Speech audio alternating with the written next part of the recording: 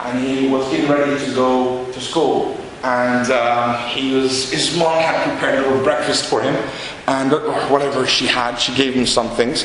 And basically, he was unlucky for him that their house was in the field or in an area that was right between where the Zionist soldiers were going to attack Gaza from. And it's been under siege for a long time. For those who don't know, Gaza's been under airlock, ground lock, sea lock, just locked down.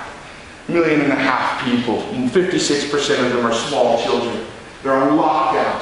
So when you say, what's the day in their life like? Can't imagine much. You're trapped. You can't move around much. You can't get aid. So let's just start with Ibrahim. Ibrahim woke up. Now, what's he going to do? What's his day going to be like? I don't have a clue. I can't imagine. I can't think of him thinking I'm just going to go play in the park like a normal day. I can't imagine that for him. What I can imagine is that he woke up that day and shots began to be fired. And this is all from a documentary that's online. You can order the DVD yourself. And the documentary is actually interviewing the mom and dad who survived what happened that day.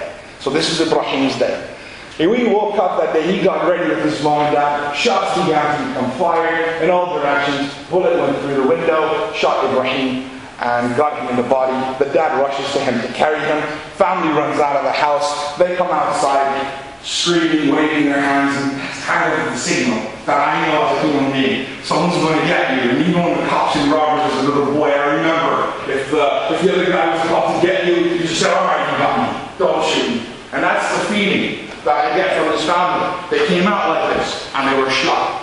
They were shot at repeatedly until the woman was shot in both hips, and the dad was shot in the chest, and he went down in the back as well. And the other 3 or 4 little children, they were too small, so they just kind of curled up next to their mom, and they remained that way for a while.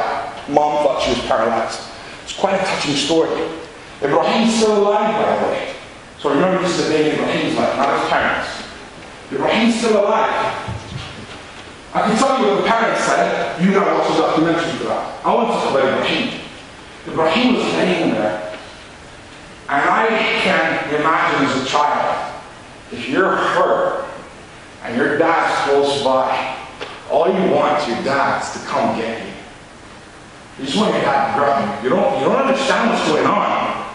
You don't know why the guns were fired. You don't know what's happening politically. You couldn't care less for a child. Ibrahim wanted his dad to grab him.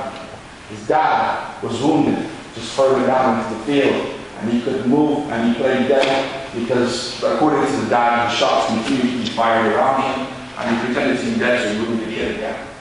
So his pain was he couldn't go to his son. His son's pain was, why won't my dad just come to me? And he kept calling out, crying. His mom said, I tried to get his attention. I tried to say, Ibrahim, lay still, don't move. And she kept crying out to him. And finally, Ibrahim was looking away. Finally, Ibrahim's head was snapped this way to look at his mom because a bullet took him. And that was the end of Ibrahim. That was his day. And there are many other such days like it. And many other such days. And too many children's lives. So when we talk about children's lives like a Gazan child, am I pro-Palestinian, anti-Jewish, anti-Israeli, etc.? I have Jewish friends, by the way. And I think there are some wonderful people amongst them. I have a lot of Muslim friends as well. I have some terrible Muslims out there as well. There's a balance out there. Every tree's got rotten eggs. Anyways, sorry. Right. Ibrahim was no more. And then his mom saw, she wept. The other kids, what's there? They don't understand too much. You know what they keep saying to their mom the whole time they're there? I'm thirsty. Kids don't understand. They don't know what's going on. Why come home laying in the field? You're hurt. Okay, she's hurt. She fell. When I was playing, I fell down and hurt myself. Mom's hurt. Ibrahim's hurt. So these little ones are just saying, Mom, I'm thirsty, I'm thirsty. They want attention. And she's trying to keep them quiet. She's getting cold. She's losing blood. And she's saying, I'm cold. And she said, my kids, the girls, they curled around her. And they said to her that, we'll keep you warm. This continued this way. The father tried to get help. When the shots started to calm down towards the evening or whatever, he crawled a good distance. It took him about 5 hours to get to a wall where there was a shed or a house where there's people. He managed to get some help, and he waited there, and he said, one of the most painful things I felt was Ibrahim's body laying there, and I couldn't get to my son. I couldn't get to my child. And I couldn't reach him. All I wanted to do was take him away. All I wanted to do was just bring him out. I couldn't, because if I moved that way, it was open field and shot. The shooting continued. And this continued like this. The mother, the wife laying there, the kids stared there for 4 days. Continued, because the shouting continued, the shooting continued. I can't even begin to say I understand, nor can I express that day. And this is just one or two children, one child. And there are many such children in the lifetime.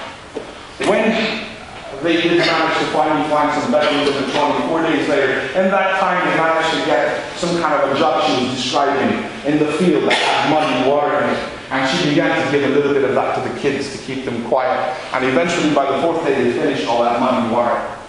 And they got a trolley to come pick them up, a donkey mule with a cart in the back, and took them to the hospital. And I think this is probably one of the most painful moments, and to my Muslim brothers and sisters out here, this might be a little bit awkward for you to hear me say, but you know when someone dies, I really don't understand, I mean no offense, but it's just something I don't get. It's, you know when someone dies, you see on TV, and you see the big crowd of people chanting, screaming, carrying the body. I don't get that. I can't say that's from Islam, but when they did that, that sometimes is not nice, especially not for the family of the deceased. And what happened was that happened. I don't like it if that happens. It's not correct. But that happened, and little Ibrahim was carried away while the parents were treated. And a few days later, when they came to and they were awake and they were getting better, they were recovering, all they wanted to do was hold his body one more time. It's too late, his burial was gone. They took him away. Without talking to them or anything. So it was quite a sad day for Ibrahim, and it lasted for about 4 days. And the other little girls, and them were with him. I'd like to conclude with a very positive note on that story only. When the Arabs came back to Ibrahim's parents, they're living in a tent, in a little refugee camp. The whole of Gaza is pretty much a concentration camp, a refugee camp, excuse me. And these guys are in a separate camp in a tent. Their houses are destroyed. And in this tent, they've got a little TV. Where in the world they're going to plug it into, I have no idea. I just find it cute. I'm not making fun of it. I'm finding it cute that they have things they relate to. They go and they find their old goods that are hanging out of their house. They bring whatever they can to make it look like a home for the kids. So they've got this white tent in the sun out in the open field, and the kids are playing and they're happy. And the mom's telling her story. She's getting emotional here and there, but then she's happy with the kids. She's playing with them. She still feels pain from her hips. The dad's happy. And this is the weirdest part of all. The dad tells the story, and he says the things I said, and he got emotional, but the dad was happy. And he said that Ibrahim was a beautiful kid, and he was never violent, and he never liked violence. But the other kids have now started to show signs of violence. They'll kiss the dad, but then they'll hit him after. And he was really worried about it. And he says, I'm not a violent person, and I'll never, ever agree with violence. And I think the reason why I chose this story over all of them, as sad as it was, I didn't sensationalize it as much as I could have. I skipped many parts to the true story. For you to read yourself, or find that DVD, buy it. I ordered one because they told me that the money would go and help that family, or help them with living in that tent, etc. So whoever did that documentary, the organizations are helping that family. So I was happy about that. So you can get that DVD and get that story. But the reason why I told this story is what the dad said at the end. He was asked, how do you feel about Israel? How do you feel about what's going on? How do you feel about what's happened to Ibrahim? He said, I know how Ibrahim was, and I know how I am. And the way we are is we would not want what happened to us to happen to anyone. Not a Jewish person, not an Israeli person, not a Muslim person, to nobody. This should not happen to anybody. And that is what, in a nutshell, Islam is supposed to teach us, or the submission is supposed to teach us. That we're not supposed to want harm for anybody. And that was Ibrahim's dad, a victim. Yet he's saying, no father should feel what I felt, and I wouldn't want it for anybody. The life of a Gazan child is like this, and there are many such lives. Little girl, she's 3 years old or 4 years old, young girl, she had a really sad case. She had leukemia. And there was a cancer company, cancer charity, that were helping her out. and she was trapped. She couldn't get anywhere. Again, life in Gaza. We're talking about sad cases, not happy ones yet. But life in Gaza as a child who needs medical help, can't get anywhere. You're trapped. She needed treatment. So ultimately, one of these charities helped her out. Can't say which one. It helped her out, spent some money, got her to get across the border, and all the difficult journeys before she got in, she sustained an infection.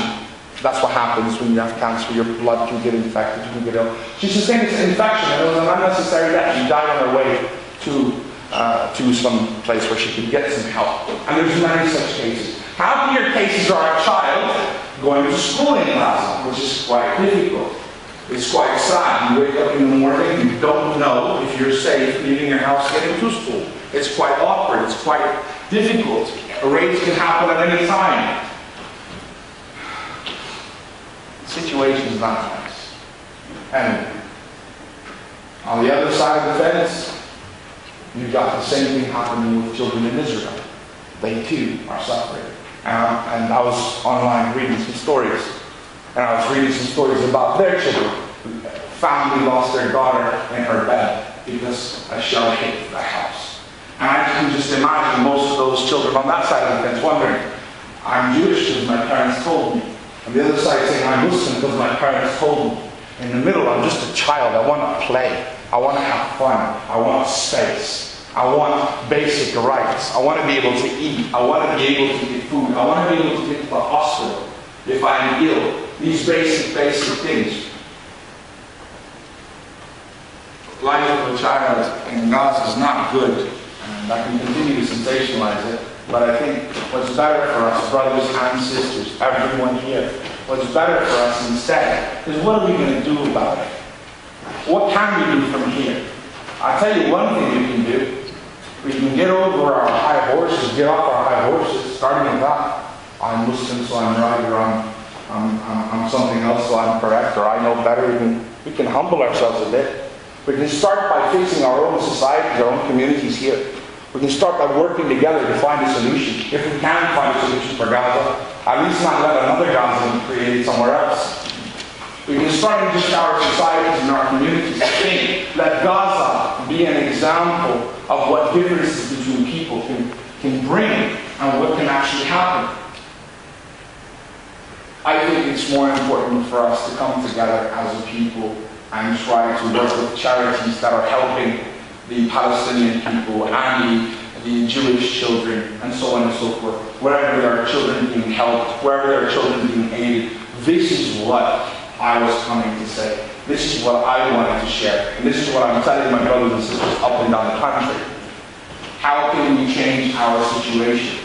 It's not going to be better if we're constantly at each other's throats. And if we're constantly thinking, who's right and who's wrong. We need to look at the most innocent, most purest people on earth, children who haven't made any decisions or chosen sides, etc.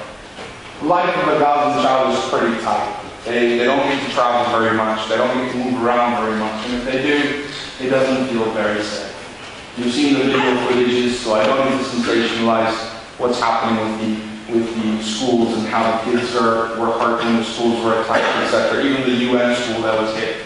But ultimately, is it a nice situation? Should it stay that way? I think all of us should agree, no.